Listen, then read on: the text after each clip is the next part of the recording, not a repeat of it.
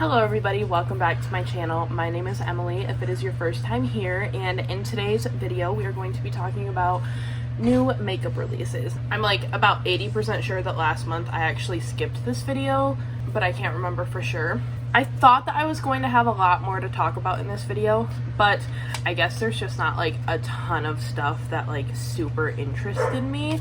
So without further ado, let's jump into the video and talk about the new releases that are going to be added to my wish list. So the first thing that was added to my wish list is the new Melt Cosmetics Mary Jane palette. They are releasing a full collection, and at some point I really would love to try their like cream pot things, except I think the ones that are being released with this collection are like glitter pots, and that's just not really something that I am super into. But the palette looks so pretty. It is a really gorgeous kind of like gray cool toned palette. And what I'm really excited about with this Melt palette is that there are more shimmers in this palette. And I feel like whenever Melt releases a palette, they're very matte heavy, and that's okay because their matte formula is absolutely phenomenal. I used the mattes from the 420 palette today to get this look, so I have literally nothing against their mattes. Their mattes are amazing, but I find that their shimmer formula is really unique. So their shimmer formula is a little bit more firmly pressed. There's a swatch of the shimmer in the 420 palette.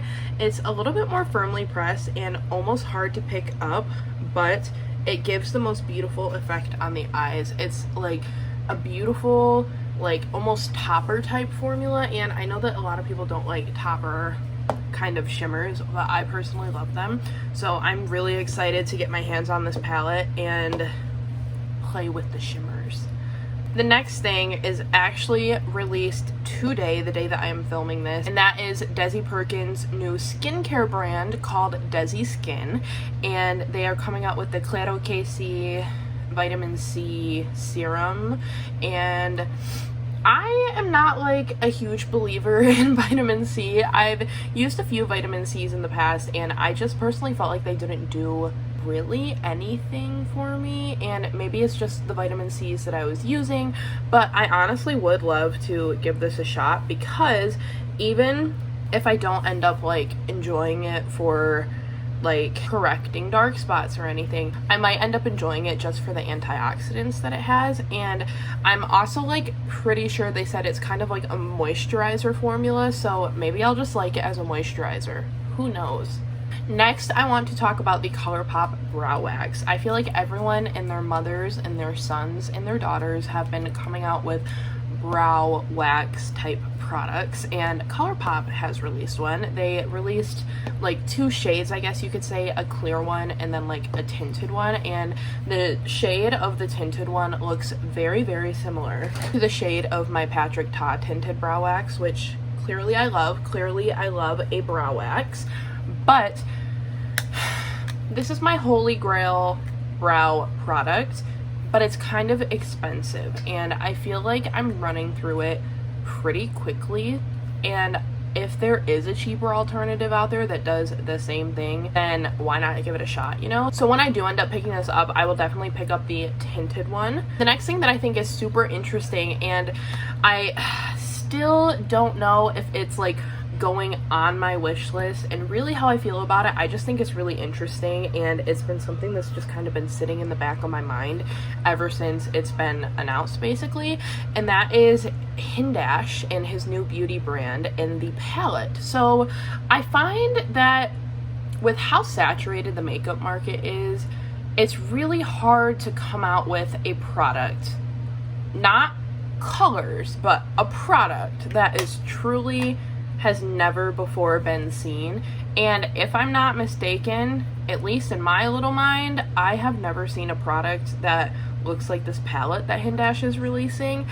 And I think it's really interesting because it truly, like, I feel like it channels the inner artist and like every person who like goes to use it, because like you can come up with all these different color combinations, and there's just like the beautiful gradient. Like, it is, first of all, so satisfying to look at. And to be quite honest, when I first saw the palette, I was like could not tell if it was like gimmicky or not. I feel like it sits right on the line between gimmicky and not gimmicky, but in my humble opinion, I just personally feel like it's really innovative, and I think it's going to be interesting to see if he comes out with more palettes in the same style but with different colors and different color gradients.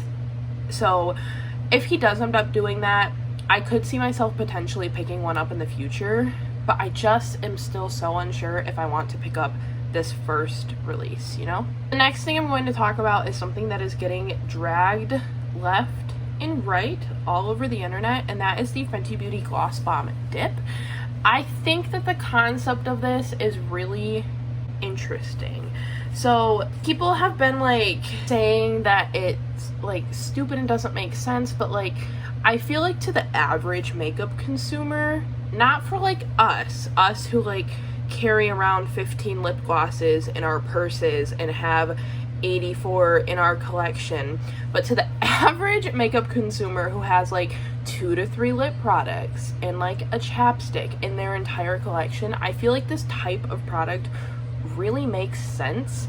Even for me personally, I am not a huge fan of like taking a lip product that like lives here on my desk and putting it in my purse for a day. I just like, I don't know, something about that just kind of doesn't like upset me. I almost said it upsets me. It just like is not something that I do, so I hardly reapply product throughout the day, like lip product.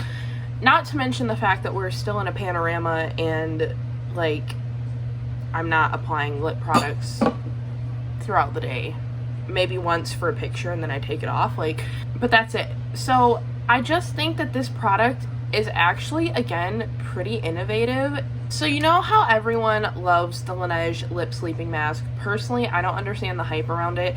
It has never worked for me. It has made my lips feel drier in the morning, so I just don't get the hype around it. But it's like that same concept of having like a little pot of a lip product and you stick your finger in it and you apply it like that. And I feel like that's why people are dragging it so much, or at least that's what I've seen, is because it's like a potted product. But I feel like to the average consumer that makes sense. And like if you are the type of person like me who doesn't like putting lip products in their purse, it kind of does make a little bit more sense to have like your full Fenty Gloss Bomb sitting in your vanity on your desk in your makeup bag. Okay, you apply it once in the morning, but you don't want to take it with you and like put it in your bag, so then you have your little Gloss Bomb dip in your purse, and every time you're like, oh, like maybe my lips feel a little dry, my lip product's worn off, I just ate, I need to apply some more product, you just like put it on with your finger and it's really quick. And I would even argue and say that putting something on, like say you don't have a mirror, say you're like sitting at work and you're like, my lips feel dry, I want to put on some more lip gloss, and you don't have a mirror, okay, sitting there and like doing this is a lot more difficult than like doing it with your finger, would just like to say. So I don't really understand why this release is being dragged so much, because to me it makes sense and I actually kind of want to get it. So the next thing that we have is, I don't know what they're actually called, but I wrote down Patrick Ta Double Take Contours. So Patrick Ta, a while ago, I want to say it's been like a year now, released blushes, and they are called the Double Take Creme and Powder Blush. I have one here. This is in the shade Shiso LA, and it has a powder blush in it and then a cream blush in it. And the cream blush is like covered by a little flap, and it's just a very like quick, easy, smart product. So in his marketing of this product, he said that you're actually supposed to apply the powder first and then the cream on top. And he has now come out with, I think they're contour kits. I don't think they're bronzers, because if I'm being honest, I feel like if it was bronzers, there would be more shades. So I'm like pretty sure they're contour kits, but he released the same product but in contour kits, and I'm actually really interested in it. I'm not a person who owns a single contour product in my entire collection. I don't really contour my face, just because, not because I'm like against contouring, but I literally think the reason is that I just like have never seen a contour product that has like called to me. I will say that the Kaleidos Beauty, I can't think of what they're called, the little contour kits, I have almost added that to my wish list a few times now, but I just haven't. So out of like all the contour products that are on the market, the Patrick Ta new, I'm assuming they're called the Double Take like contour kit or something like that, that one, and then the Charisma contour kit, that's what they're called from Kaleidos, those two could probably get me, you know. And I think I actually do want to pick up the Patrick Ta one just because it seems really pretty. The tone on the lightest one, which is the one that I would pick up, seems stunning. Another eyeshadow palette that almost got me is the Klarity Cosmetics So Mermaizing palette. I am really over mermaids and unicorns and makeup. Like, I just feel like that is such an immature thing. It just like really bothers me to see unicorns and mermaids on packaging and stuff and themes and products. But I will say I kind of like this one. First of all, Klarity Cosmetics has amazing eyeshadows. I've never tried their matte formula, but their shimmer formula is one of my favorites, and all the shade names are so good. They are the most like ocean mermaid beach puns ever, and I think they're really funny, and also just the color story is really cute. So I definitely think that that could get me, you know. I literally have so many Fenty products to talk about in this video, and I feel like I always do, but that's genuinely just because Fenty is one of my favorite brands ever, and I feel like they come out with some pretty awesome products. So the next one are the new Fenty Eaze drops. So I feel like Fenty really pays attention to makeup trends. When they first launched their brand, they came out with their Pro Filter matte foundation, and matte foundation, like having matte skin, that was really in, I think in 2016 when the brand first launched, that was really in. And then last year or the year before, so 2019 or 2020, they came out with their glowy luminous foundation, and again, that was something that we were seeing as a trend. It was the not super light coverage, like a nice medium to full coverage, but super glowy, dewy skin. And now they have come out with their Fenty Beauty Eaze drops, which is a skin tint. And again, I feel like we are kind of moving into more like lighter coverage type of skin trends right now, and I just feel like they follow trends so closely, but they do it really well. And first of all, I would just like to say the packaging of this immediately sold me, immediately made me want to like add it to my cart and purchase it right then and there, because I just think the shape of the bottle is so cute and it's so nice to look at. And I'm going to be honest, the reviews that I've seen so far, not all of them have been good. Honestly, I feel like I've seen more bad reviews than good reviews, but I feel like there's a very specific demographic of people that this product will work for, and I feel like it is for people who have more oily skin but want lighter coverage, which I almost feel like is really hard to find a product, because I'm not going to generalize and say that this is true for everyone, but I feel like for most people, when you have more oily skin, you are more prone to have acne. That is certainly true for me.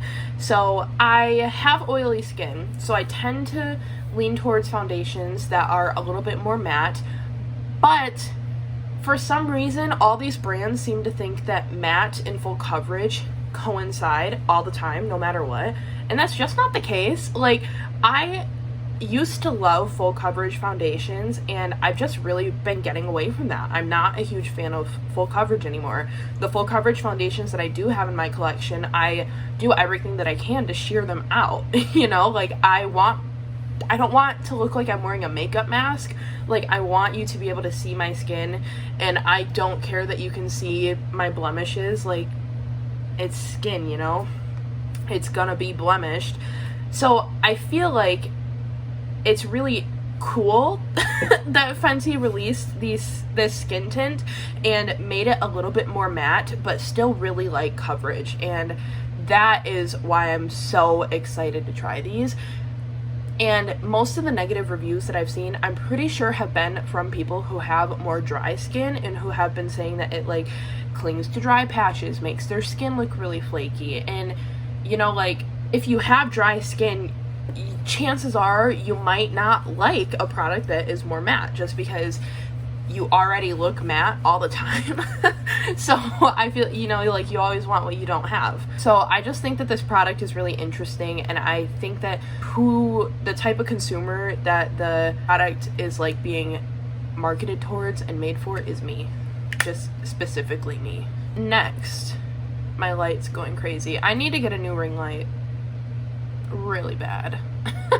It does not like stay on the setting, and it like will just like switch without me touching it. Or if I like move the cord here, can you see it? It's switching up. There we go, it went to the yellow one. I need a new ring light.